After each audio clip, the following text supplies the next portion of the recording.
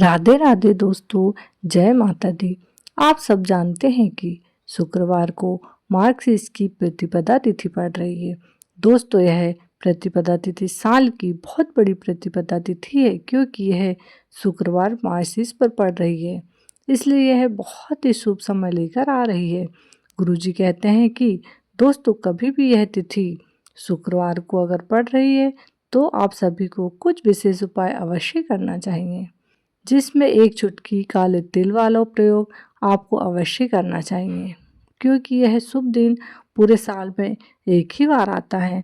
आप सभी जानते होंगे कि शुक्रवार को प्रतिपदा तिथि पर काले तिल वाला प्रयोग जरूरी करना चाहिए। शायद बहुत ही सारे लोग होंगे जिन्होंने इस काले तिल वाले उपाय को ना किया हो, तो यह उपाय साल में एक बार 21 नवंबर को अवश्य करें।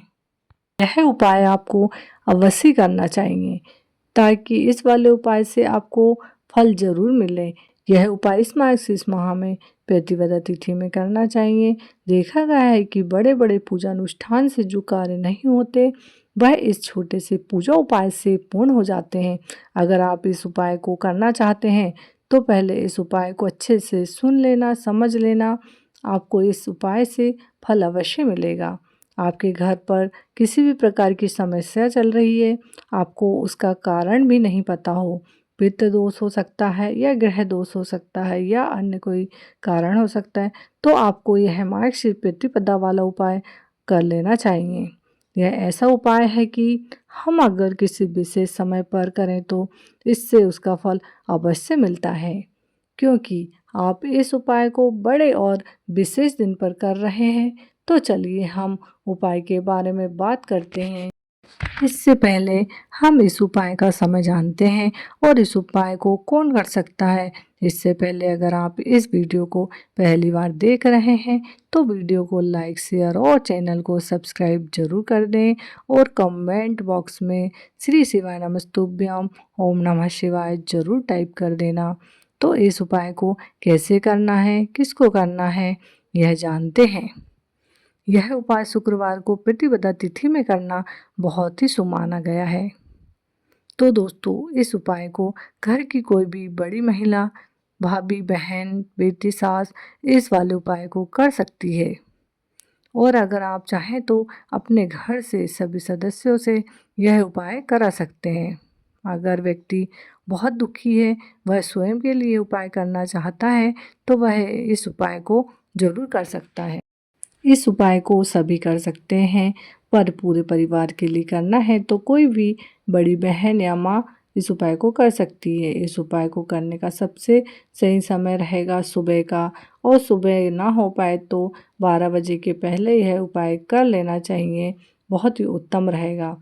तो आप अगर सुबह ना कर पाएँ तो शाम को प्रदोष काल में भी यह उपाय कर सकते हैं।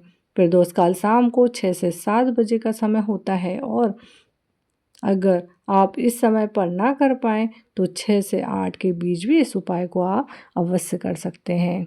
आज के इस वीडियो में हम आपको 3 चमत्कारी उपाय बताने वाले हैं, जो बहुत ही चमत्कारी उपाय होने वाले हैं। तो चलिए दोस्तों, जान लेते हैं गुरुजी द्वारा बताए गए एक चुटकी तिल का उपाय। यह उपाय आपको अपने परिवार के लिए करना है। अगर आप चाहते हैं आपके परिवार का हर सदस्य तरक्की करे, वह हर क्षेत्र में सफल रहे, तो यह उपाय आपको अवश्य करना है। आप भगवान शंकर जी के मंदिर में पूजा का सामान लेकर जाएं। आपको चावल, गेहूं के दाने लेकर जाना है और एक लोटा जल लेकर जाना है। अब आपको शिवलिंग के पास उत्तर दिशा की ओर मुख करके बैठ जाना है। सबसे पहले आपको शिवलिंग पर जो माता अशोक सुंदरी का स्थान होता है, वहाँ अपना नाम और गोत्र बोलकर पूरी श्रद्धा भक्ति से अशोक सुंदरी पर 11 चावल के दाने अर्पित करना है, जो भगवान शिव की पुत्री उन्हें अत्यंत प्रिय होती है। इसके बाद जो आपने एक लोटा जल लाया है उसको कहीं भी नहीं चढ़ाना है, ना अशोक सुंदरी पर, ना शिवलिंग पर, सिर्फ माता पार्वती के हस्त कमलों पर चढ़ाना है। जो माता पार्वती का स्थान होता है, जलाधारी होता है, वहाँ चढ़ाना है। इसके बाद आपने जो गेहूं के दाने लाए हैं उसे शंकर जी के ऊपर चढ़ाना है शिवलिंग पर। गेहूं के दाने समृद्धि का प्रतीक होता है और यह आपके जीवन में सुख समृद्धि लाएगा। इस उपाय से आपके काम बनते चले जाएंगे। ध्यान रखिएगा, यह उपाय प्रदोष काल में करना है। गुरुजी कहते हैं भगवान शिव जी पर 33 कोटि देवी देवताओं का वास होता है। अगर हम कोई भी उपाय करते हैं तो सभी देवी देवताओं का आशीर्वाद हमें मिलता है और सभी देवी देवता हमसे खुश हो जाते हैं। यह उपाय आपको अवश्य करना है। दोस्तों, दूसरे उपाय के लिए आपको 2 दीपक लेना है। आप मिट्टी या आटे के दीपक ले सकते हैं। दोनों दीपक में शुद्ध गाय का देसी घी लेना है। एक दीपक में लंबी बाती और दूसरे दीपक में गोल बाती बना लेना है। इसके साथ ही 1 चुटकी हल्दी और 1 चुटकी काला तिल लेना है और तुलसी जी के पास जाना है। अब आपको गोल बाती वाला दीपक लेना है।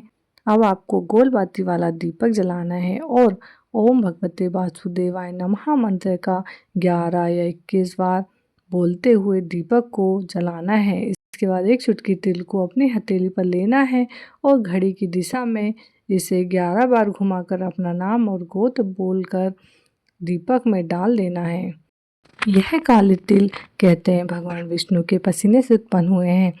जब हम इस काले तिल का उपाय करते हैं तो इससे हमें कर्ज से राहत मिलती है, हमारे जीवन में धन का मार्ग खुलता है।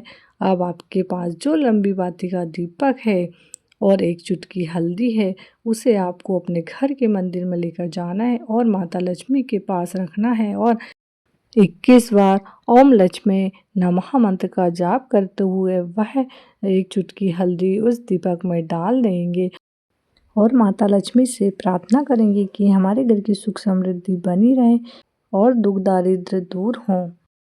अब जानते हैं आगे के उपाय।